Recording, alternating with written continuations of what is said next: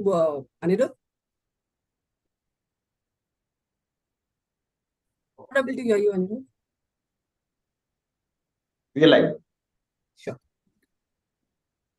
Good afternoon, everybody. A very warm welcome to this session. We at TMIBSL take this opportunity to thank you all for joining this event. I'm Dr. Swati Iyer, Principal Consultant for Analytics and Wellness at Tata Motors Insurance Broking and Advisory Services. To set the context for the day, I would just begin with Indians have historically prioritized curative medicine over preventive medicine. However, preventive care has become more important in India as a result of the COVID-19 pandemic.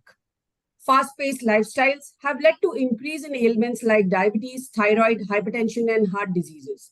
Another key reason for concern is the rising prevalence of the chronic non-communicable diseases, which is encouraging the adoption of preventive care approaches. A study conducted over a period of 10 years plus, which was spearheaded by Dr. Mohan Diabetes Specialty Center, backed by ICMR, and based on 113,000 people from 31 states, revealed that more than a tenth of the people in the country have diabetes, 35% of them have hypertension, and 28% have high cholesterol levels. As the saying goes, prevention is better than cure. Hence, preventive health checkup comes with a host of benefits, which also includes early diagnosis, decreased risk of developing complications, compliance to early treatment, and many more. With medical breakthroughs round the clock, diagnosis has become comparatively easier. Easier methods and tools available for disease diagnosis also puts one in the risk of overscreening and misdiagnosis. In order to get the best treatment possible in the shortest time, it's important to understand the difference between screening versus diagnosis. Necessary intervention coupled with timely diagnosis and treatment goes a very long way in achieving healthier outcomes. Today's session aims at addressing the need for the checkup and decoding the health checkup reports. It's an honor and privilege to introduce our panelists, Professor Dr. Shashank Joshi and Dr. Prashant Nag. Dr. Shashank Joshi, MD, DM, Endocrinology, FICP, FECP, FEC, and FRCP. He's a consultant endocrinologist at Leelavati Hospital, Sir H.N. Reliance Foundation, and Joshi Clinic. He is the president of Indian Thyroid Society, Indian Academy of Diabetes, and is a Padma Shri awardee. He is a fellowship of American College of Endocrinology, American College of Physicians, and Royal College of Physicians. He has been a member of COVID-19 Maharashtra State Task Force. He is an honorable emeritus editor of Journal of Association of Physicians of India. He is a visiting faculty to several Indian and international universities. Published more than 1,000 research publications and 100 books to his credit. He is ranked in the top 0.5% in the field of internal and general medicine. It's indeed an honor to have Dr. Shashank Joshi as one of the panel for the discussion. Going to Dr. Prashant Nag, who's an MBBS MD pathology, who heads the clinical lab division at Tata 1mg, has a senior residency department of lab medicine at AIMS Delhi in his prior experience. He is an experienced professional who has worked as a chief consultant and a lab head in NABL and NABH accredited labs. He's an editor and peer review in many international journals. His areas of interest includes human genetics, infective molecular biology, hemoglobinopathies, and hematology. Let us begin our session and gather some insights from the expert panelists on the need for importance of health checkup. Just a few etiquettes before we begin the session. I would request the participants to put the questions on the chat box once we are completing towards the end of the session, and we would be moderating the sessions accordingly. Thank you once again, Dr. Shashank Joshi and Dr. Prashant Nag, for being on the panel. So let's begin the session by some random questions which I feel would set the context for the topic today. So yes, Dr. Shashank Joshi, like I just mentioned in my introduction as well, NCDs form a very crucial part in today's corporate world, unfortunately. With majority of the organizations having issues pertaining to NCDs, which is non-communicable diseases, wherein I'm targeting towards obesity, pre-diabetes or diabetes, and hypertension or pre-hypertension, which is primarily a contribution due to the stress, the sedentary lifestyle, and unhealthy eating habits. So my question here out is a very basic question which may set the tone of the context for the further discussion that we have. Is there a need or a requirement of screening all the employees in the organization, considering that my average age of the employees, say, begin from a 30-year-old to a 50-year-old in the organization, average being around 30 to 32. So the question here being, is it necessary to screen all the employees, and do we have a one-fit package that would be applicable to all of them? So, Atiji, it's a very important question you're asking. So, the need for these tests or doing checkups is based on the burden of the disease we have in our population. So, India has, we have 8 billion people on planet Earth, and India is the largest population on planet Earth with 1.4 plus billion people. We are little more than China now. In that, if you see, let us look at contextualization of mortality statistics. If you look at the top 10 causes of death in the world, non-communicable diseases are listed as 8 out of 10 causes. And if you move out COVID and serious respiratory infections, non-communicable diseases are at the center stage. If you look at it from the disease prevalence, unfortunately, we are the disease capitals on planet Earth. So the number one killer on planet Earth is heart diseases, followed by diabetes. And on an average, around 18 to 20 million people are lost, and almost 6 to 7 million people are lost due to heart disease and diabetes respectively. So how are we faring? What is our scorecard, Indian scorecard on disease diagnosis? So we are at 101 million people, the ICMR INDAP study, which you alluded to. And I was a part of that study with Dr. Professor Mohan and the ICMR team from Mumbai. And this included all states. We have 28 states and 8 union territories. And in this study, 28 states and 2 union territories were included. And the whole India mapping has been done. It started way back in 2008. And now, the Lancet published the 106th paper out of that cohort. The first initial cohort was Tamil Nadu, Maharashtra, Jharkhand, and Chandigarh. But later on, right from the NCR region, virtually every part of the Indian geography has been mapped. 101 million people are having diabetes. More than a large 1/3 of our population is having hypertension. 1/3 of our population. Almost 1 in 4 people are probably having diabetes. And this study, what is unique is rural and urban both. So, and there is a large proportion with pre-diabetes and pre-hypertension. There is a large proportion with dyslipidemia. In fact, I was the first author on the dyslipidemia paper which we published. 80% of Indians, rural and urban both, have at least one lipid abnormality. And that lipid abnormality is a low HDL. So when you have a large undiagnosed, and the biggest problem today, and let me take an example of diabetes. Okay, we are back to be the diabetes capital of the world. We should be the diabetes care capital of the world. Every person who is having diabetes, every person who, if you have one person doesn't know he has diabetes. So how do we know? It's an asymptomatic disease. And the seeds for diabetes are sown in early childhood. So myself and Dr. Mishra wrote an editorial recently that for India, the screening for diabetes should not start at 40, because in the Europe and America, where these guidelines come from, and when we import these guidelines, they are based on senior citizens, and after 60, they do all the health checkups. That is also done for insurance purposes because there is a third-party reimbursement. While in India, the disease comes 20 or 30 years earlier. So Swati, you rightly mentioned that at 30s, they are there. So we said for screening for diabetes, you should start screening early. Maybe at 25 is what we cut off, we said. Why? See, if somebody has family history of diabetes, or somebody's waist circumference for a man is more than 90 centimeters, easy to measure. See, family history, you don't need testing. If either your family member or your father, mother have diabetes, what is the risk of getting diabetes, Swati? If your father or mother both have diabetes, it is 90%. If one parent has diabetes, it is 70%. If one relative of yours has diabetes, it is 40%. So if you have that family history positive, or your waist circumference is more than 80 centimeters for a woman or 90 centimeters for a man, again, your risk or odds ratio of having diabetes is more than 7. Odds ratio means it's a statistical ratio. They compute, health specialists do that. So obviously, it means that you are very high probability of developing diabetes. So obviously, if these two factors are there, and somebody is being screened, even after the age 18, I would say screen them for diabetes, if these two factors are positive. So there is a rationale and evidence base to do these studies.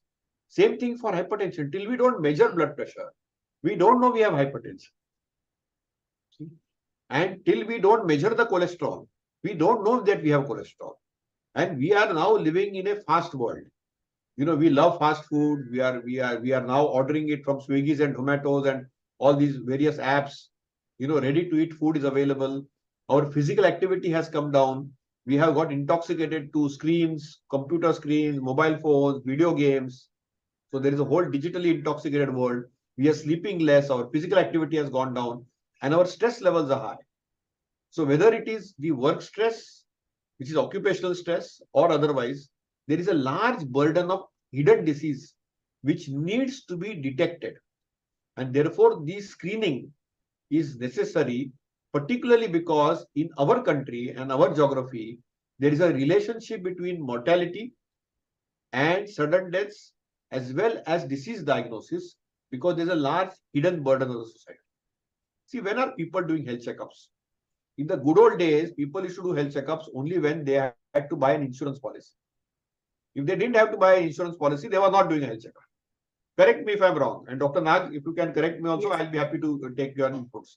But they used to only do a health checkup either when they went to a doctor before going for operation, or when they were going to get enrolled into any policy, life insurance policy. That is the time they did a health checkup. Otherwise, they never did a health checkup. Now, there is availability of health checkups available there on the menu or a platform, including your own company having its own platform, which I'm sure Prashant will educate us on. But there is a need for it. It is not just commerce. There is a genuine need because there's a large burden of the disease. So actually, you are screening, and if you screen them early, as you rightfully said, you are detecting them early, you can treat and handle them and prevent complications. See, we want to be the diabetes care capital of the world. We want to be complication free, because the biggest burden on healthcare system for a occupational health or HR personnel is to reimburse the complication like a dialysis, a bypass surgery, angioplasty. That is more expensive. And to pick up the disease early, diagnose it early, give them simple lifestyle tips, advices, or even simple medicines which are preventive. Actually, a stitch in time will save 9. And I think, therefore, it is very important to focus on preventive health checkups. And therefore, this is for preventive health checkups. And these checkups have a lot of biological basis to it. These are properly validated screening programs. They may not be structured in the best structure which is available, because you see, a lot of our healthcare expenditure is out of pocket. And which is why there's a lot of mixing and matching. But I think from a occupational health standpoint, there is a need. Now, some places it is mandatory. For example, if you are having a pilot and you want to have a pilot's license, or if you are going to be a driver, you want to have a driver's license, some checks are mandatory. Similarly, if you want to have an insurance policy, it is mandatory. If you want to do a surgery, it is mandatory. Okay, so those are occupational screens. But beyond that also, voluntary screening, which is there in our country, should be based. And I think the simplest tool for us, if the family history is positive, or if your waist circumference is abnormal, at least doing an NCD screen and doing some tests does not hurt at all, Swati. It's the need of the hour. And it's very, very important that it is not something which is very commercial about it, because it's important to diagnose it. Many of our family members may have it. They don't even know that they have the disease. So it's important to unmask hypertension, diabetes, cholesterol, dyslipidemia, and so many other tests which come with it. I hope I have Having answered said a that, little bit of is that there a question. Yeah, go ahead. Sorry. Sure, 100%. No, I'm just cutting you here just to understand now, because we are saying that obviously the incidence has shifted a decade earlier. We have a strong family history out here. But then do you feel if we end up screening population in the age group of say a 20 to 50 or a 20 to 40, is there over screening versus a measure towards a preventive care in that case? So a 20-year-old individual has never screened himself. He went for a checkup. He was running on the treadmill, everything was fine, but maybe his BP fluctuated. Now that was the first incidence, and with so much of reports coming in with young Indian individuals succumbing to heart diseases, uh, there is a amount of scare that is there in the employees or in the individuals to outgo and screen themselves directly. So they are scared in some extent. Like you rightly put it, it's more of a preventive approach that we are looking at. But do you think a much greater chunk of population would be diagnosed with these abnormalities, given the situation, the studies that have been conducted? Right now, we may not be doing it as it has to be done. But is there a possibility that we may be throwing in some huge numbers, especially when we do in a corporate setup, understanding that stress plays a very key role, digital toxicity is around, people are logged in 24/7. So there'll be some weird numbers which we may look into. And like you rightly mentioned, out-of-pocket expenses forms a very crucial role in today's lifestyle that we look into. Talking about insurance, OPD is a part of a majority of the companies that we handle into, wherein they have a fixed budget towards OPD. But right now, we don't have a system wherein, like you rightly mentioned, people may end up in a dialysis, people may end up in a bypass. So today, if I'm taking a consultation for a diabetes, I may not be able to take, I may not be able to go further and take something else or do it in a regular manner. So how do we look into it? My main concern out here is, are we not overscreening the population, considering that? And if we need to screen also, do we set an age bar criteria to it, or anybody and everybody who is working in a corporate setup needs to be screened for these tests?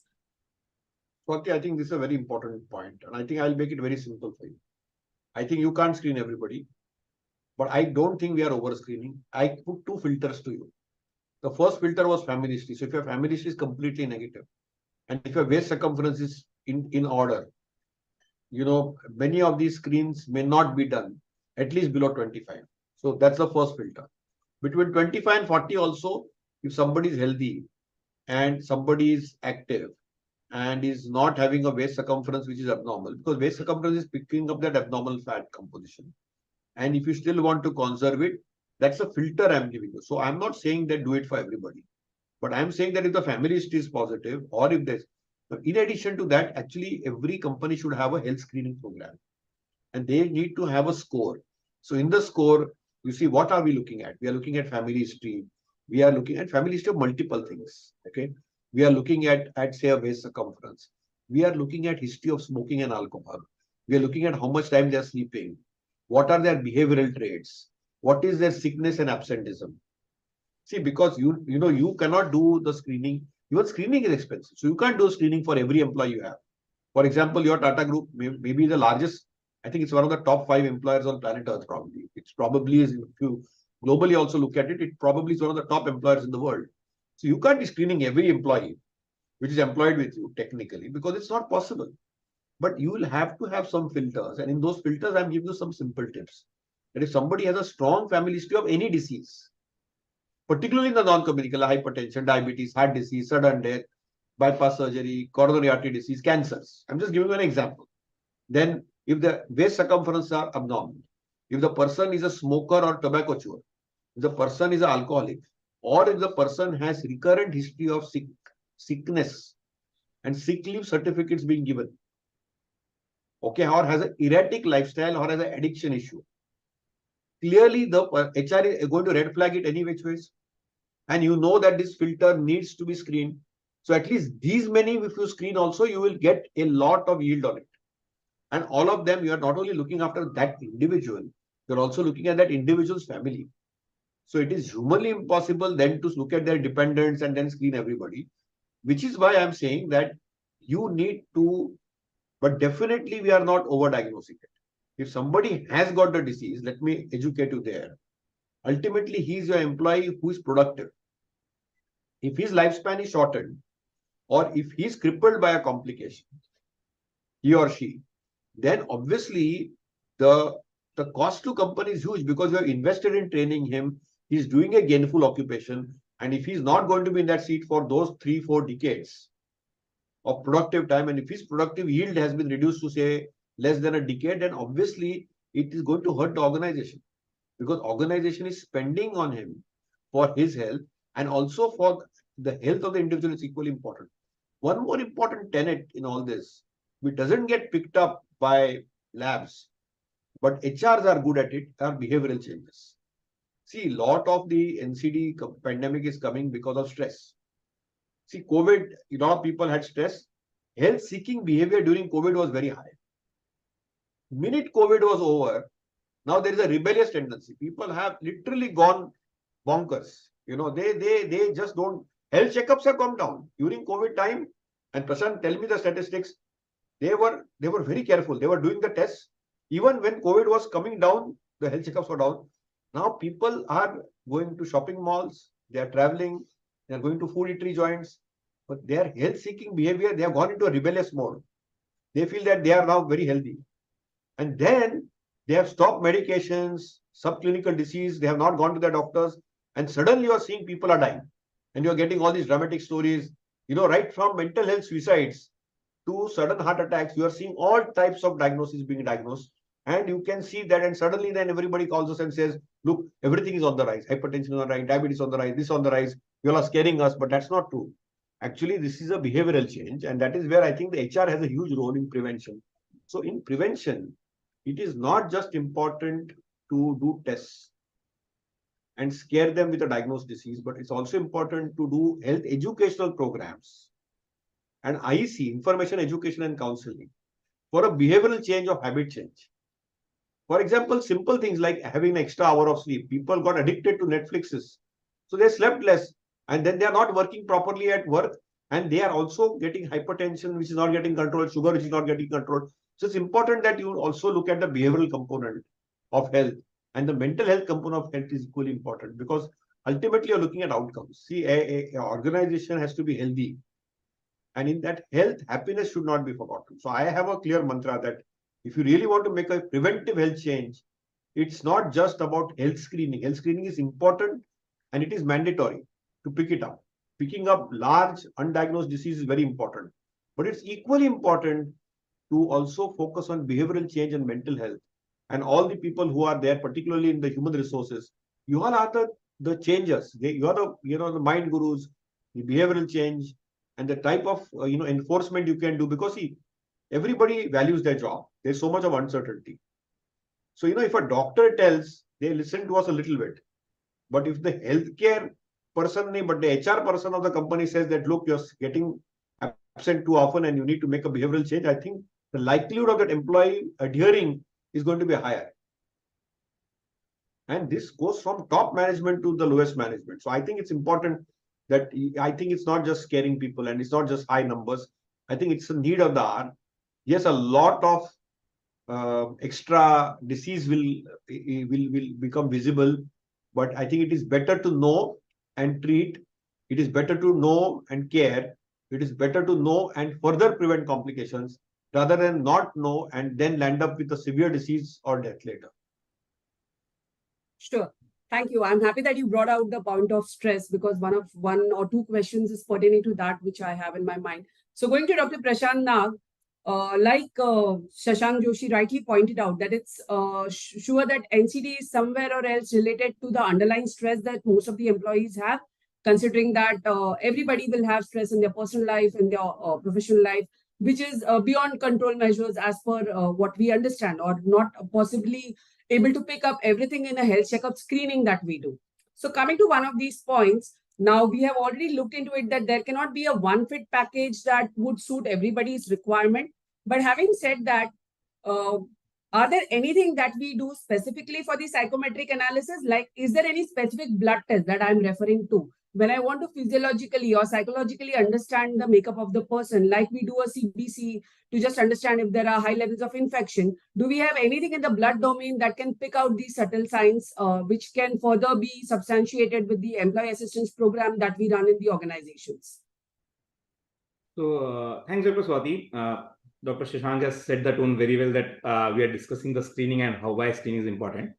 But coming to your point on getting blood tests for psychometric analysis is not something which we have for now. There are few genetic tests which can give some predisposition. But again, family history and present behavioral changes are the main important things.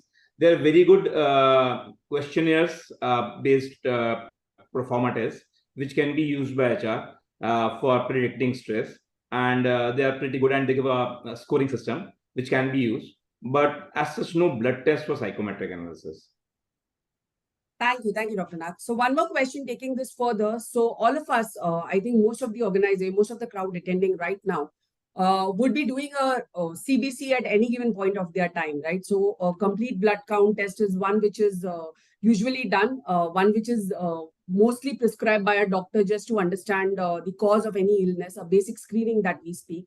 So what is your interpretation on a basic CBC test? And also to give you a context, most of the health checkup programs that we run for the organization will have a CBC as a portfolio.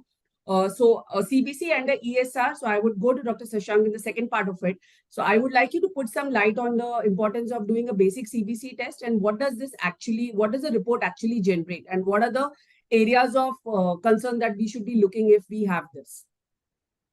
So, Dr. Swati, CBC is basically complete blood count.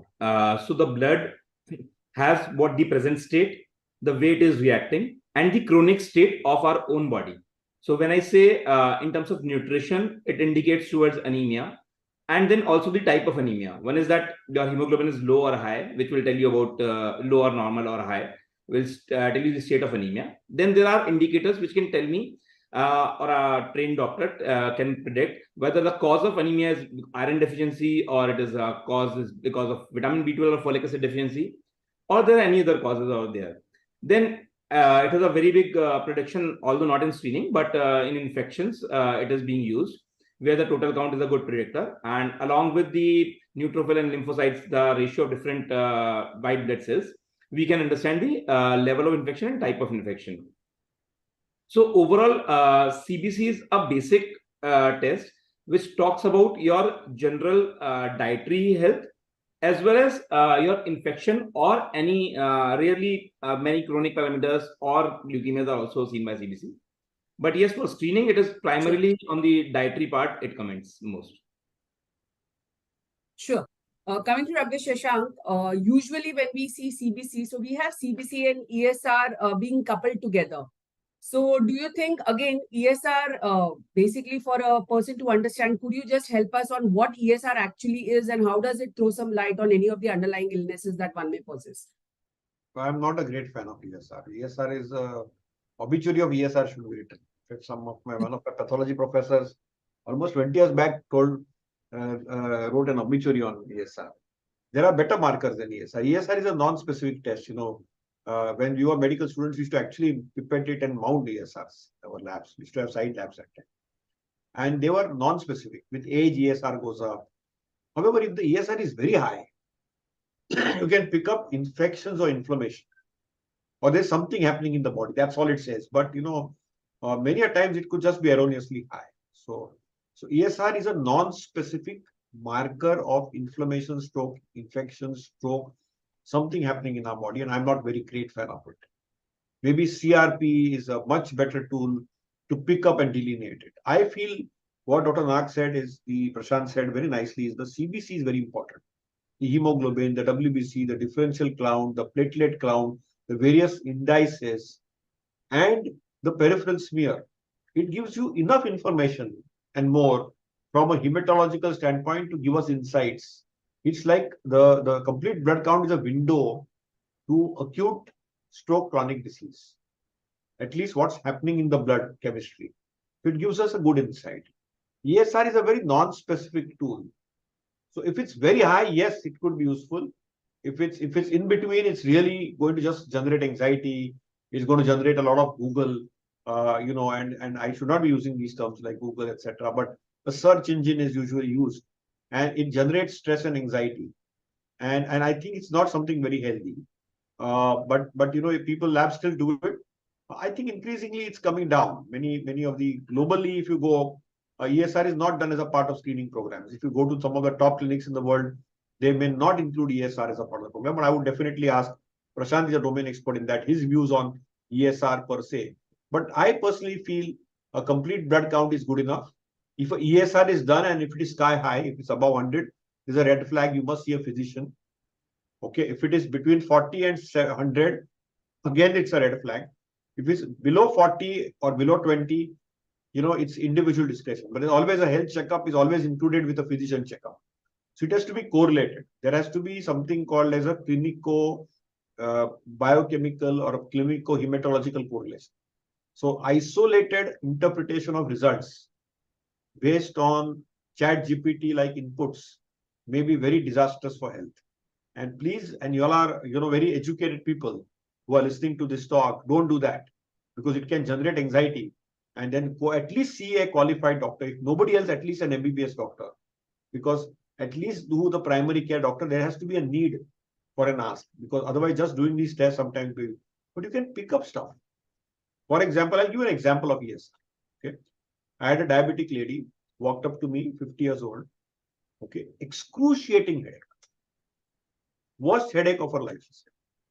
Okay, and I saw her CBC ESR. ESR was 100. I touched her here, it was painful. It was temporal arteritis. She needed steroids for treating of temporal arteritis, and ESR was 100. So it is important to recognize that. So in these situations, a doctor also is still needed. So as I said, there are places where, including pathology, I feel, I don't think the automation or AI will replace our pathologists or biochemists or medical doctors, because you have to correlate everything. So in these situations, ESR is useful. If somebody is suffering from, say, immunological disorders like SLE, so it's for specialized situations. It is not for a day-to-day thing, but I'm sure Prashant will give us some more insights on where is the current space of, they're in Tata MG. I don't know whether they really keep ESR. And also it is very variable. The fasting sample has to be done. A lot of other biovariables are there. So it may not be very reproducible and robust. Prashant? Yeah, so very well commented, Dr. Shashank. So basically, ESR is an inflammation marker. Inflammation can be because of infection, can be because of varied reasons, like here Dr. Shashank indicated on autoimmune diseases, or it can be because of arthritis. And yes, diet do affect the, if the sample is not fasting, you may have a spurious false ESR raised. It get, at the end of the periods, it get risen. So timing of the sample in a reproductive age group female. There's so many things which influence the ESR value. So it cannot be a value which can be seen in isolation. But yes, if it is a part of a health checkup and you get a high ESR, second level of investigations and doctor consult is the most important thing, so that one can relate to why this ESR is high. Was it just because of the timing of the sample or fasting, non-fasting state? Or there are some symptoms which indicates towards any inflammation. And CRP is any day a better parameter because it is far more quantitative and very more responsive to the inflammation than ESR. So that's it. So yes, agreed. We should think of taking CRP rather than ESR when we are talking of inflammatory markers.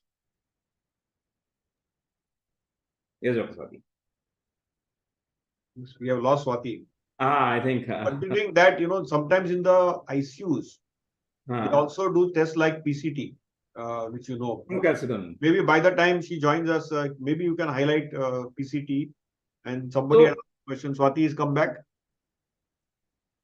Maybe you can highlight a little bit on. Yeah. So basically, procalcitonin is a early marker, which is being used in ICU to get a early bacterial infections have a higher rise of PCT, and it precedes the neutrophil count rise.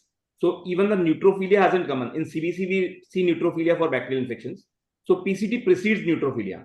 So that is how PCT are very important newer inflammatory markers.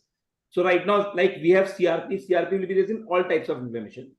It will be more in bacterial, less in viral, less in autoimmune, but it will be raised in all. PCT will be primarily present to multiple times and more towards bacterial infection. So that is how it works. So yes, coming to my next question, Dr. Nag. So one of the things that I wanted to understand is there are advances that has happened in the radiological examinations as well. So do you ever fear, do we have a probability of blood tests being completely replaced by a radiological examination, or is there still radiology will play a crucial role in the years to come? So I'm asking this question with a thought in my mind, wherein even the advanced cardiac related disorders can be picked up by the advanced screening via blood itself. So I may need not undergo a CT angio for that matter, but then there are advanced blood tests that will be able to pick up the incidence of or the probability of me getting a heart attack few years later.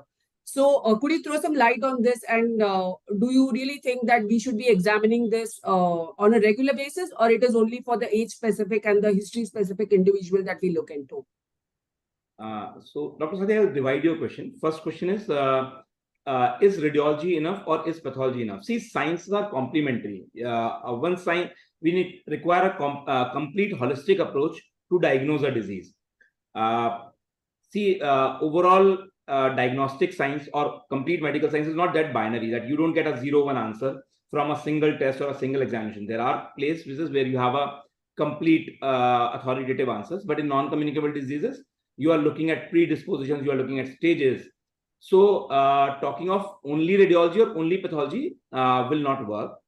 But yes, there are places like where you need more radiology or more investigations like stress echo and all, and ECG. And there are places where we are talking of predisposition of heart disease, where our blood profile, lipid profile will work. On whether are we getting newer markers which can predict heart attack or a comorbidity or morbidity after heart attack. Yes, there are few newer markers which are coming.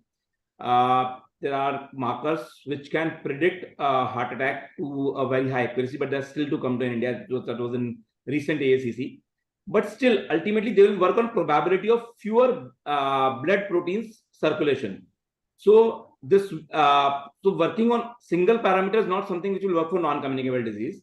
We have to look the patient holistically, family history, the echo, lipid profile, complete when I'm talking of cardiac picture. Sure. Dr. Shashank, your thoughts on the same, because just wanted to check what are your inputs basis for the cardiac screening. So I'll just give you an example out here. So many of the packages that we do has a TMT in place, or if person is not able to do a TMT, has a 2D echo in place. Now, given the standards that most of these are done in a diagnostic center at a NABL or a NABH lab, and like you rightly mentioned, pre-diabetes or pre-hypertension is very silent. So unless the person runs on a treadmill and he is immediately, he had to stop it because the blood pressure went haywire. So do you think it's a better way to get it done through a blood test? Or I understand that everything has its own value, like Dr. Nag rightly pointed out, it is complementary to each other. But then what is your take on this, and how do we look into it while fitting into a package? Swati, India is a large country which is losing a lot of its young population due to heart disease and heart attacks, or it is getting crippled due to strokes, or we are having a large burden of heart failure. So I think with that context in mind, and the large population which we are able to screen, complementing the blood work with stress test which is indicated is merited, but doing a routine CT angio is not merited. So that is very important to recognize. Doing a glucose and lipid profile and a risk marker with smoking itself knows that there are 3 cardiovascular risk factors. So if you have doing a proper validated stress test may be in order, but doing everybody a CT angio may not be in order, because that is something which is a little overstretched there, and there has been a lot of critique on that. But if you speak to big people like Dr. Devi Shetty, he feels everybody's angioplasty. I mean, CT angio should be done. That is his view. And he's seeing it from a different tunnel, because he's seeing sudden heart attacks, bypass and angioplasties every day. So, when they look at from that screen angle, we all come with our own biases. So I come from my bias, and Swati, you come from your bias, and Prashant comes with his own biases. But one thing, the common thread is very clear, that the cardiometabolic risk, we as Indians, we are not blessed. We come with bad genes and are loaded in a very hostile environment, which is not a health-friendly environment. Because it's not a health-friendly environment, picking up these cues from these screening tests, including cardiac stress tests or 2D echocardiogram. See, what will an echocardiogram tell you? Echocardiogram will tell you whether the heart muscle is okay or not, whether you had a heart attack or not. So if the ECG shows the inferior wall change, it will tell you whether the muscle is intact or has been damaged. What is the ejection fraction? Is there a problem in relaxation? Okay, it will clearly tell, and particularly if the person is hypertensive, diabetic, it makes more sense. So just an asymptomatic patient being screened for all this doesn't make sense unless there is a algorithm logic. So there are a lot of evidence-based algorithms available. If you look at worldwide, and I'm sure Prashant knows this, and you know this, Swati, whether you look at NHS profiles or whether you look at global insurance profiles, big clinic profiles, they have a hierarchy of testing and they have filters put in there. So if somebody is risk flagged with more than 3 or 2 cardiovascular risk factors, and they are undergoing a CT angio, stroke, a cardiac stress test, it may be reasonable because that person has been flagged as high risk. So I think it's important that we need to triage and risk stratify in a given setup, including these NABL, NABH labs. And as long as it is a valid test, it can be a part of a screening program. So as I said, Sure. it's not for So everybody, yes, but wherever there is a red flag or a high risk, it should be done. So if there is a moderate or high risk, it should be done. so thank you for your inputs. So I'm just quickly taking in few questions and some rapid fire later on. So I'm looking into questions with reports. So I have one of the colleagues mentioning out here, if an abnormal report for cholesterol comes, then what should we do? Should I get a CT angio done? So Dr. Shashank, over to you. Yeah. Yeah, Gaurav I think you Juneja. just answered it. No. So if the patient comes with abnormal cholesterol, what cholesterol is abnormal? Is it LDL? Yeah. So we HDL? need to throw some So light on the our HDL and LDL. cholesterol study, our commonest problem is low HDL. Low HDL is because of because of sust and must, which means sedentary habit, no exercise, and or smoking and tobacco. So I think first is to give a lifestyle advice. And every person with a low HDL necessarily doesn't need directly go to a CT angio. But if there's a family history of heart disease, family history of sudden cardiac death, in this individual, if there is a extra 2 risk factors, male, Indian, 60, smoker, then probably it may add symptoms. So it has to be individualized. But in this particular situation, there may be a merit. But however, if this individual is 20 years old, just a borderline cholesterol, triglyceride, previous night had gone for a party and drank a lot of alcohol, and that's why the triglycerides were high. Okay, then I'm not going to do a CT angio in this individual. So it is contextualization and talking and dialoguing, which is very important. Unfortunately, all of us are very crowded and busy in our practices. So we are not able to devote that time. So important to recognize. I'm just giving an example. Somebody on a Saturday or Sunday went for a party, had a couple of drinks, the next day morning gave a lipid profile, maybe after 8 hours and not 12 hours fasting classically, and the triglycerides are say 200. That's an abnormal cholesterol, and the person is only 24.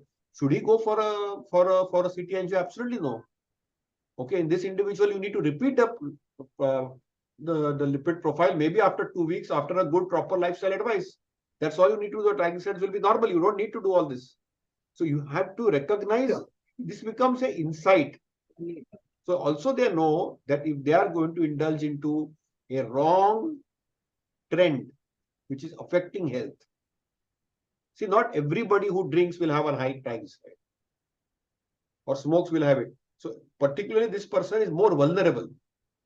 So red flagging and counseling is very important. As I said, importance of giving information, education, counseling, and behavioral change important. So Gaurav, everybody doesn't need a CT angio. Unless there is a... Dr. Prashant, I'm coming to you. So I'll just classify a few of this. Sure. So I want Dr. Shashank also to comment accordingly. Sure. Dr. Nag, so FBS and PPBS is again a very common thing that most of the packages that we do for the organizations have. So my quick question on whether we keep a FBS, PPBS or we look into an HbA1c, which would be a more accurate way of looking into the illnesses. And post Dr. Nag, Dr. Shashank, your comments on well as it. So, see, both have a different role. FBS and PPBS have a different role, and HbA1c has a different role. You are looking from a screening lens. If ideally I talk about screening, FBS is the best tool to for screening. But problem is FBS is the penetration. That at times you don't get the fasting sample, so you don't get the right FBS, and then not exact 12-hour fasting. So those things are challenges for FBS. HbA1c gives you a 3-month control picture. But HbA1c has overall is a good marker, but not for the screening, but more for a monitoring purpose. Summing up, yes, both can be used. Both have a different advantage. FBS and PPBS are being used for monitoring the dietary response to the sugar of the body to the sugar, and HbA1c is for monitoring the control, whether the control is fine, if a patient is already diabetic, whether it is controlled. So that is how we look at it in terms of FBS and HbA1c. Yeah. Taking this question further, Dr. Shashank, if somebody is diagnosed during a health checkup for a borderline sugar levels, so what is your take on whether the medications need to be started? Because I am primarily concerned that my sugar levels have gone haywire.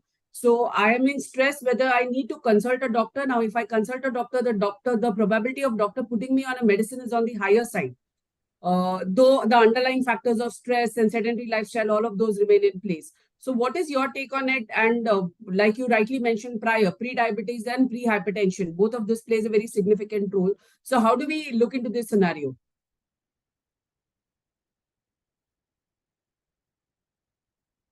Dr. Shashank?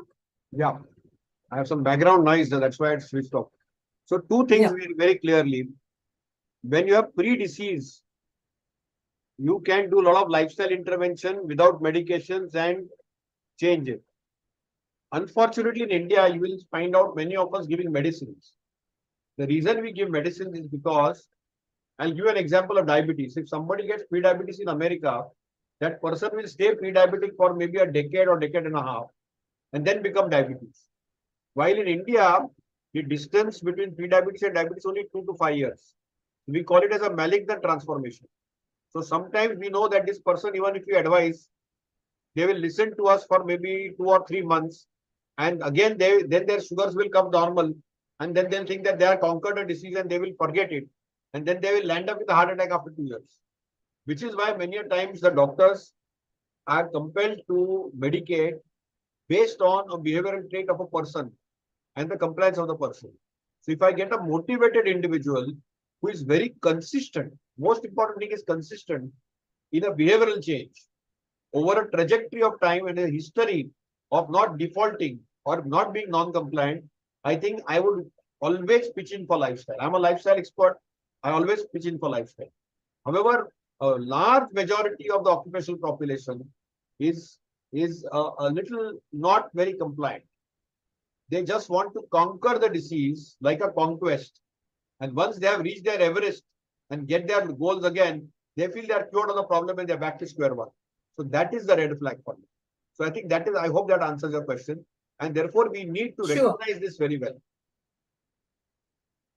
So coming to blood pressure, your take on this, I would say that, like I mentioned, during the health checkup, many of them come to a revelation being diagnosed for the first time. So the blood pressure, I never had any histories in the past. I don't have any symptoms. Most of us understand that hypertension is silent in nature. So is it proper to label the person with one reading, or how do we look into this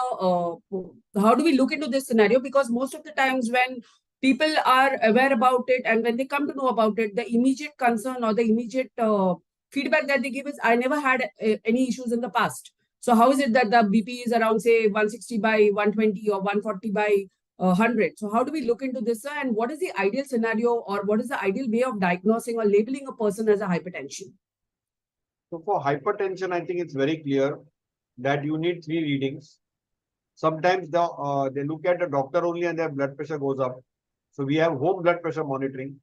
And sometimes we have to do a 24-hour ambulatory blood pressure monitoring. So we get 2 groups of people. Some places where we get masked hypertension, which means in the doctor's clinic or home, the blood pressure is normal. And when we attach a 24-hour blood pressure apparatus, the blood pressure is picked up. The other group of people, which is a larger majority, is when we apply a device or take that blood pressure at home, okay, that blood pressure is normal. That is called as white coat hypertension. That is very important to recognize also. But after all this, blood pressure, commonest 3 causes are lack of sleep. If you sleep less than 5 hours or more than 10 hours, or you snore, your blood pressure is going to be high. So good quality of sleep is very important. Secondly, having too much of salted foods like papads, pickles, okay, spicy food, that increases blood pressure very clearly. Excess carbs increases blood pressure. So just lifestyle changes drops the blood pressure. Good sleep, less eating, less carbs, reducing salt, all of them has a direct impact on blood pressure. After that, medications come in play. Unfortunately, what happens is, and the most important thing in blood pressure to recognize as doctors is, we often sometimes do tests. I look at 3 things. I look at a ECG. If there's an LVH, left ventricular hypertrophy. I look at an echo if there's a LV mass which has increased or LV strain. And I look at a retina of the person if there is a retinal involvement of blood pressure. If the retina is involved, if the heart is involved, this person needs to take medicine. It's very clear there is an objective target organ damage. If there is a target organ damage, you need to take medicines. And that also can be reversed, but that takes a time. So it's important that and never ignore blood pressure. Blood pressure is far more silent a killer than diabetes, because what happens with blood pressure is sudden spikes of blood pressure can lead not only to heart attack, but they can cause kidney failure, they can cause blindness, they can cause strokes. So that it's a very big. So between hypertension and diabetes, we call them the twin epidemic, and this is very important to mask and treat it appropriately. So it's very, very important to do that. Sure. Thank you, Dr. Joshi. Coming to Dr. Prashant now, I have one of the questions here wherein it mentions that one of the colleague is diagnosed with high levels of uric acid. Could you throw some insights on what is uric acid and what is the diagnosis level that we look into? And what are the possible symptoms that one may have when it comes to the uric acid tests? So yes, this is very important that uric acid is diet dependent. It comes high even just because of your last day diet. So the level of rise is very important. If it is just risen by say 10 to 15 to 20%, you should not think about gout or anything which requires medication. First thing is that you have to think whether the last diet was protein rich or not. So that is very important. And if you have a high uric acid, you should consult your physician. They will ask the specific questions related to symptoms of high uric acid. Asymptomatic high uric acid generally doesn't require treatment unless it is very high. So one should look at the dietary control, and if protein-rich diet is more towards protein side, one can think of adding carb to the diet and reducing the protein-rich diet. And it is affected by the last diet. Yes. Dr. Shashank, coming to the post-COVID world, there are certain diseases which we see that when a person is infected by COVID, post that there is a predisposition or the person has developed diabetes or anything similar that is like that. So the range of, due to previously they did not have these diseases, post-COVID they were infected with COVID, and post that they developed these diseases.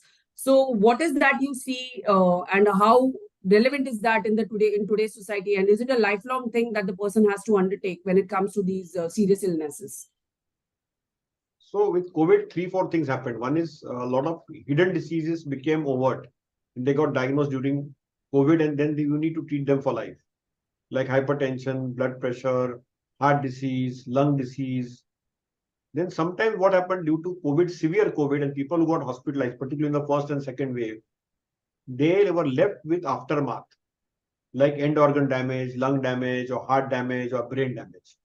And the third, which is the most popular term on planet Earth today, called long COVID, which is brain fog. People feel drained out, fogged out, they are not fresh. In that, we need to screen them properly. And we need to see whether they have any underlying disease. For example, from an endocrine standpoint, I'll screen them for thyroid, I'll screen them for micronutrient deficiencies, I'll screen them for neurological and musculoskeletal issue deficiencies. And whenever there is a diagnosis, I treat them appropriately. So I think it's very important to recognize that if you were diagnosed with a disease during COVID, and if it is mild in nature, and COVID was responsible for it, usually most of those people have been able to overcome it. But most of the time, what has happened is during COVID, you got diagnosed with the disease. Then it has got stuck with you. I have had people who never had diabetes, came with diabetic ketoacidosis during COVID, needed insulin, their pancreas is damaged, they don't have C-peptide on board, and are stuck with insulin for the rest of their life. That's maybe 1 out of 1,000 or 2,000. But most people who got steroid, had severe COVID, had mild diabetes, the diabetes became severe, now are on 1 or 2 tablets of diabetes with a good 3 months average sugar control. Their blood pressure also just needs a medication. And on medications, they are doing very well. So vast majority of people with COVID need some form of a supervision if they got diagnosed with some of the diseases, and hypertension, diabetes were the commonest two. But beyond that also, we saw some degree of lung disease and some degree of musculoskeletal and neuropsychiatric illnesses. And that also is important to recognize. Many of the people with long COVID, I have made them undergo neuropsychiatric battery of tests also. Some of them have still not been able to overcome the trauma. See, COVID was also a trauma for all of us. And it is like a post-traumatic stress disorder. And many of these people have sent them to counselors, and they have been able to de-traumatize themselves, because it's sometimes important to recognize. And then when they have the traumas, which it's like a flashback coming back, then again they get hit and hurt. So I think during COVID times we need to be more vigilant. I think the health-seeking behavior during COVID time was high, but now it has gone down. So I think it's important that we keep health-seeking behavior is important, and screening for health and picking up disease is equally important, particularly people who have family disease, even with those who don't have it. For example, I don't want to go with a message, Swati, that I don't have any disease, my family history was not there, and then suddenly you get something picking up. So I think after a particular age, like 40, 50, particularly if you are into a high stress job, doing a health checkup under medical supervision doesn't hurt at all. And if everything is okay, Sure. you should always be vigilant. Sure. Thank you, sir.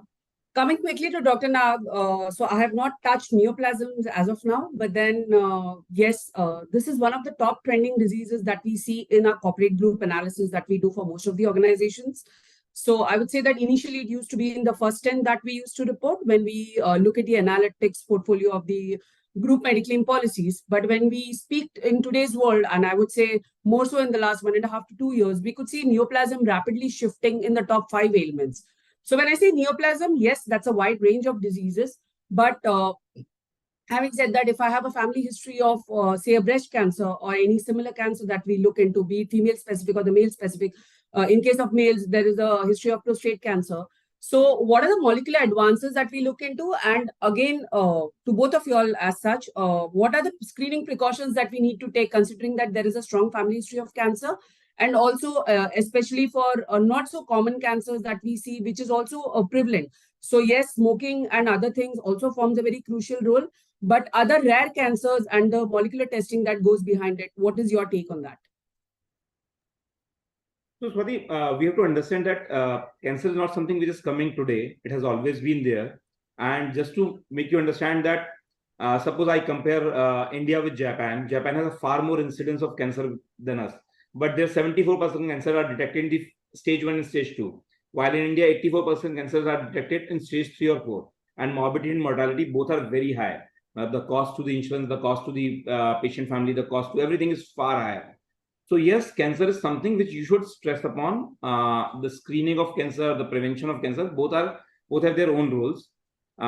In today's QI, they were talking of cervical cancer, that India is 5th right now and not stopping at all. It's a vaccine preventable, very well screenable cancer, but we are fighting with it.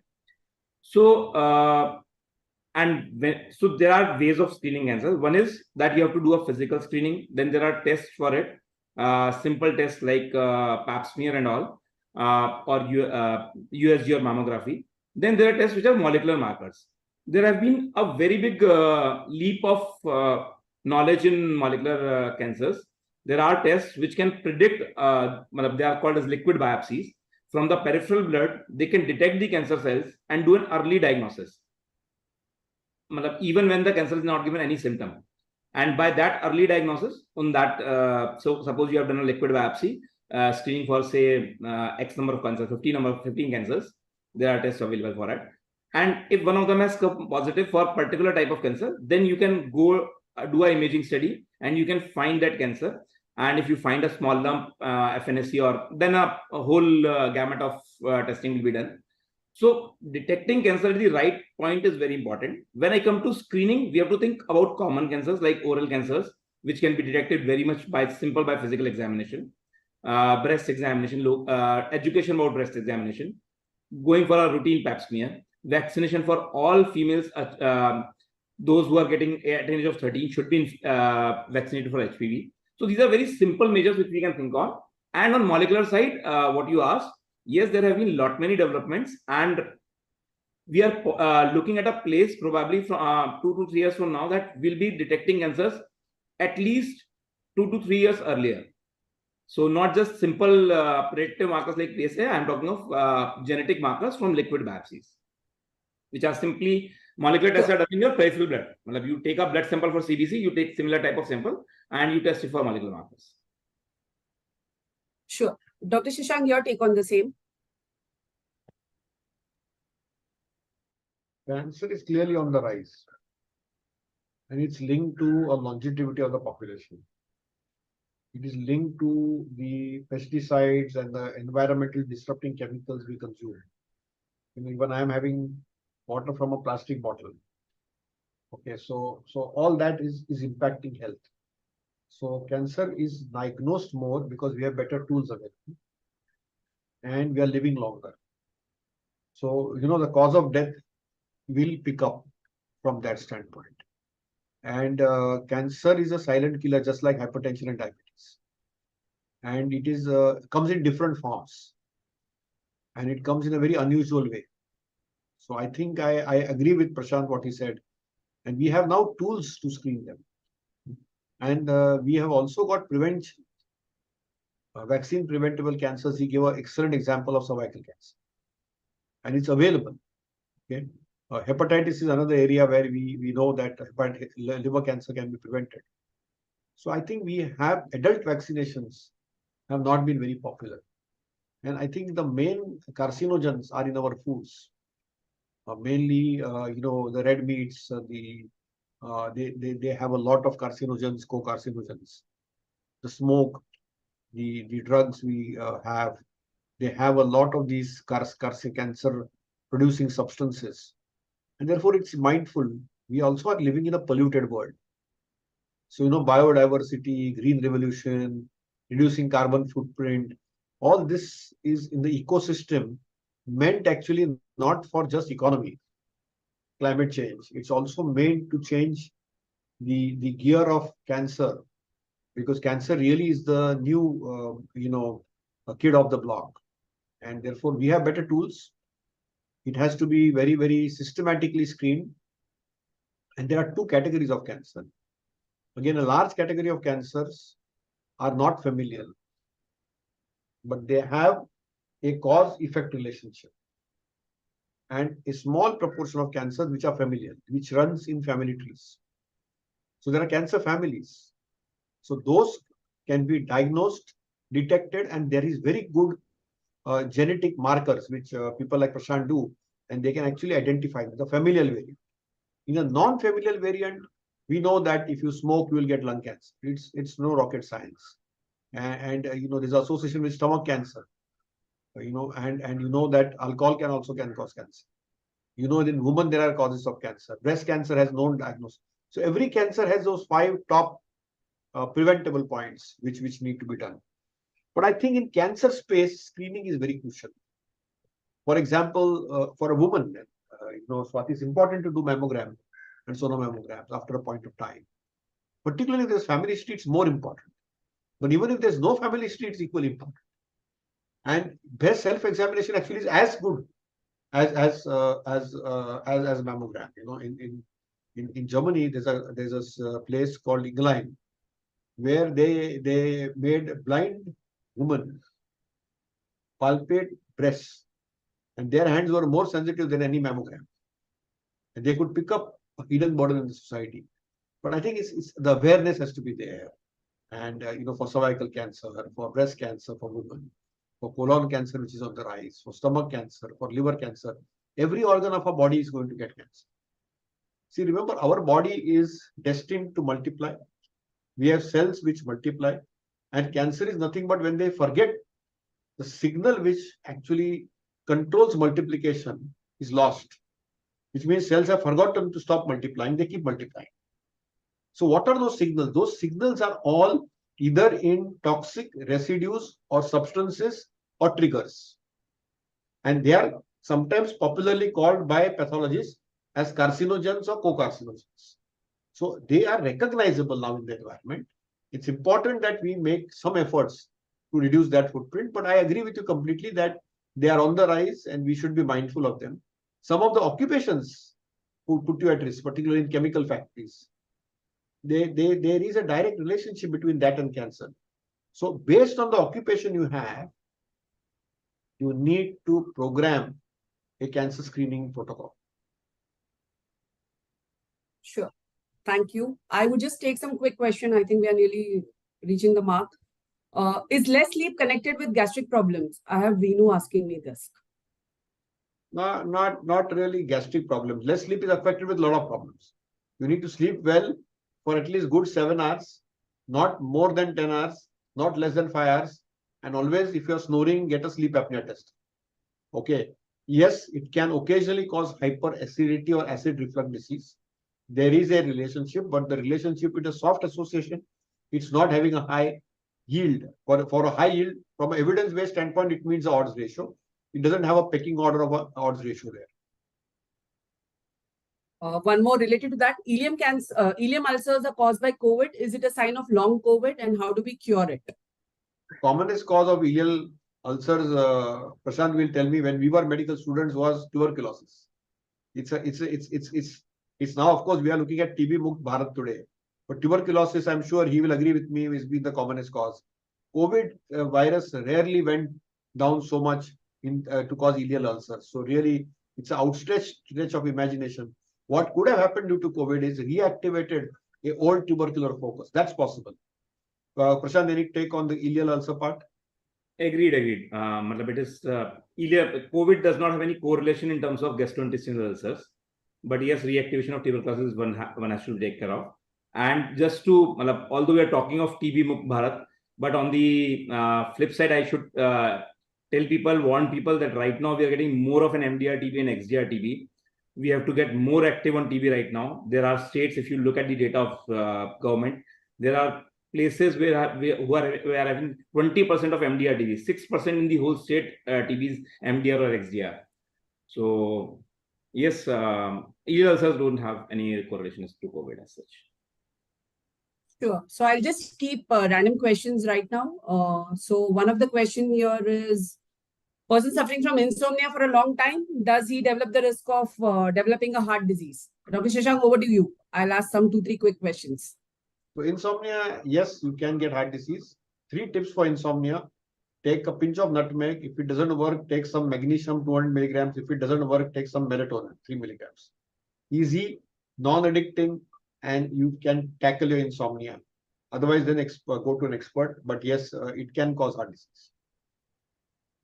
There's one point which I forgot to highlight when we were discussing on the lipid profile. So many people have this as a myth, right? People who are thin or people who have normal BMI will not have a high cholesterol or a high LDL or a VLDL. So weight, I may be thin, but I may still be having high level of cholesterol and high levels of LDL and VLDL. So could you just throw some quick light on that? Yes, many of these dyslipidemias are familial.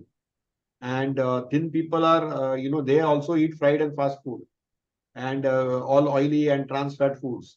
So we should not reheat oil. We should cook in less oil. We should use oil less than half kg per person per month. We should use blended oils. Those are the simple tips. But I think you are very right that thin people are as vulnerable as obese people with dyslipidemia. Dyslipidemia due to obesity, heart disease, kidney disease is secondary. And usually it is triglyceride which goes up. While the thin people have cholesterol, which is familial. And there are these familial classical 5 types of lipoproteinemias which have been described. So they are still existing. And some of them can be there from birth. Sure.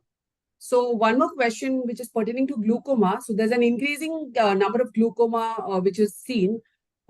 Is diabetes only the primary cause of this, or can there be some underlying factor to it? So usually diabetes is not a common cause of glaucoma. Glaucoma is on the rise in general because detection is better. And there are a lot of other causes. In fact, hypertension is a far bigger cause than diabetes for glaucoma. And glaucoma has good treatment options available. But diagnosing it early is very important. Seeing an eye specialist is very important. And what is your take on lactose intolerance? So Vietnam has 85% lactose intolerance. Okay, many of the Asian countries have lactose intolerance. We do not know the true nature of lactose intolerance in India. Yes, there are populations where we see lactose intolerance. There are 2 philosophical groups of Indians, one which are milk prone and milk phobic. In general, the children or adolescents who hate milk products and vegetables is on the rise. And that's a wrong trend, if you ask me. Also remember that quality of milk and adulteration of milk and a lot of fat in the milk has been a challenge. So lactose intolerance is existing. It's not unreal. If you look at Indian percentage, it's anywhere between 40 to 50%. Half of our population could be lactose intolerance. Most of the lactose intolerance is mild in nature and therefore often gets missed out. The severe lactose intolerance is rare and unusual. Any takes from Prashant Thank on you. lactose? Yes, so lactose intolerance is pretty common. As Dr. Shashank said, around 50 to 60% of Indian population has lactose intolerance.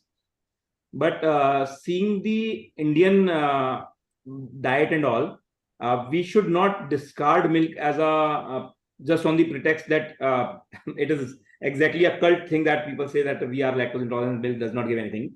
But on a vegetarian population where we have such a big vegetarian population, we don't have anything for fat soluble vitamins, as in if we don't take a milk with a fat content.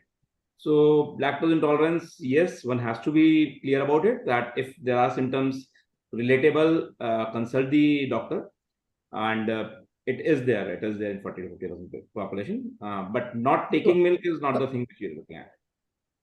So I'll just quickly touch on two topics and then maybe we can close the session. Dr. Prashant, something on the allergy testing panel. I know it's not a very commonly used tool, but then with so much of lingering flu and post-COVID, what we see is typically we used to have flu for a period of 2 to 3 days. Now, when we get a flu, it's there for about 10 days, 12 days, and it's very recurrent. The frequency has increased, the intensity has increased. So every second person is falling sick every now and then. And obviously, with the environmental deterioration that's on, so the allergy also plays a very crucial role. What is your take on allergy testings that we usually see? And do we really need to undertake that?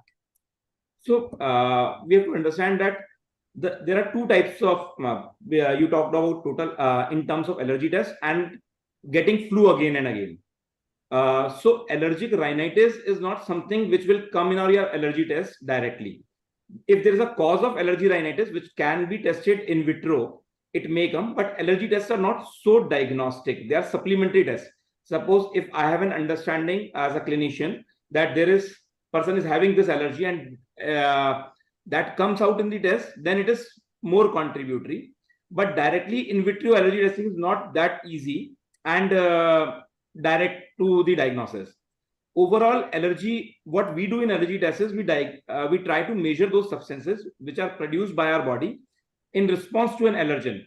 So although it increases the diagnosis that yes, you can attribute it to allergy, but it cannot be a single test. It has to come with clinical examination and a clear suspicion on what all allergens we are suspecting. Sure. Thank you. Dr. Shashank, your take on it, because there are few organizations which may usually ask these questions. Do we really need to have some allergy testing, considering that most of my employees are falling sick every now and then? Will it help us to look into some other proactive measures? So what is your take on the same? So if it's occupational, it needs investigation. For example, if there's a byssinosis or if there's an occupational reason for it, for example, weavers or, cotton or exposures to of those things, then it needs a dedicated screening program. A simplest non-specific marker like ESR in allergy space is IgE level. If it is sky high, we know that there is a challenge. And then, as Prashant said, we have these dedicated allergy panels. And the commonest cause of allergy is, dust mite. But there's a lot of dander. And the commonest question I ask people is, do you have a pet? So either it is dust or pet. And if you eliminate these two, then, the allergens are common. They are either then drugs or food. So you classify allergens into dust, pet allergies. Then fundamentally, you will see people who will have food allergies or drug allergies. Those are the big, broad types of allergies. Big ones. And you can sort it out. Sometimes it needs expert consultation. And sometimes we can desensitization, and there are oral and injectable vaccines available for it. But therefore, then Rather than doing the onus on yourself, send it to an expert. See, I'm an endocrinologist. So if there's an adrenal issue, I will sort and take it out. Dr. Nag is a pathologist. So if somebody has a pathological issue, show it and sort it out with him. If there's a genomic test, you don't know how to interpret it, have a dialogue with him. He'll tell you false positives, false negatives. He's an expert. He's qualified in it.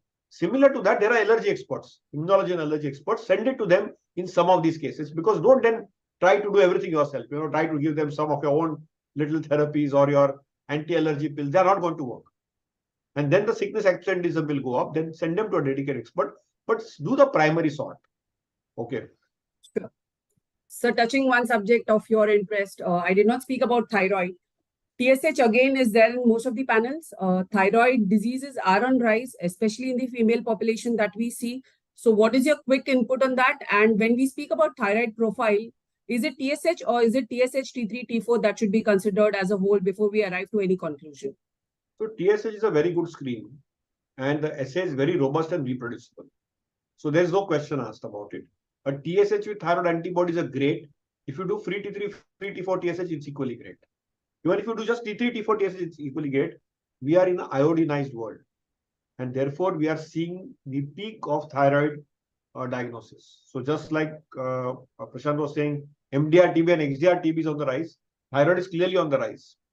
In fact, I am told by large labs, and I don't know, I don't have access to 1mg, but some of these labs, like their competitors, tell me almost if you screen 10 people with TSH, at least 3 of them are abnormal. So that is how the burden of the disease is. Yeah. And it's a large burden. And in the women population, it is almost 1 in 2 that the abnormal TSH value is picked up. And it needs to be followed up. So for example, if you have a borderline TSH, every year it will keep on going up. So I think, and also remember that it's not just important for women. Across board, thyroid disease is on the rise. So I think we need to recognize it, treat it. It's a very easily treatable disease. You just take a pill for life, and it's a replacement disease. Easy to pick, easy to diagnose, easy to treat. Sure. Dr. Nag, your take on that, on the thyroid profile testing that we speak about? Very rightly said. Thyroid is on rise, and getting TSH, just on normal packages, people are getting high thyroid values. And when we are getting circle back from our clinician friends, we are just listening to them. Yes, people are symptomatic and they are not measuring, and it's a metabolic hormone. So your TG is high, and then you see your thyroid is also high. That is clicking on many things. So thyroid screening is something which is very much required, and we should focus on it. Sure. Thank you. Anirudh, I think there are no more questions. I have just covered most of them in the way I can, and we are already at 4:20 right now. So I take this opportunity to thank both the doctors, Dr. Shashank as well as Dr. Prashant Nag, for sharing their insights. Audience, thank you for the participation out here. I know that we cannot be addressing all the questions on an individual basis per se, because we may have deranged reports, and with the time constraints, whatever topics which are more relevant in the corporate world with respect to the blood tests and the importance of diagnosis, timely diagnosis, so that we don't end up into complications, is what I thought we may just brief upon quickly. So non-communicable diseases, Dr. Shashank, Dr. Prashant, both of them would agree, is a huge topic that we can cater on for weeks if we look into the statistics and other figures and we look into it accordingly. But then, yes, Anirudh, the vendor partner, has shared a feedback for our reference. Please request you all to take the feedback and let us know if this session was really insightful for you all. I thank all the participants for joining us for the session today, and hope that there were certain valuable takeaways for the session for each one of you. Like we always say, prevention is better than cure. Screenings are important. That's what I would summarize on the discussion that we have. Timely screenings are important. Timely consultations are important. Not self-interpreting and not misdiagnosing is equally important. So the doctor is just a call away, or just a physician consult is what you all require to come to the conclusion. So please ensure that you all do with in consultation with the respected physicians, with the super specialist doctor who is required to decide on the further course of treatment and take the further actions accordingly. Wishing you all a very healthy mental and physical health.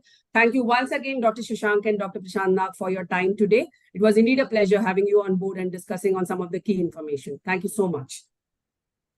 Thank you.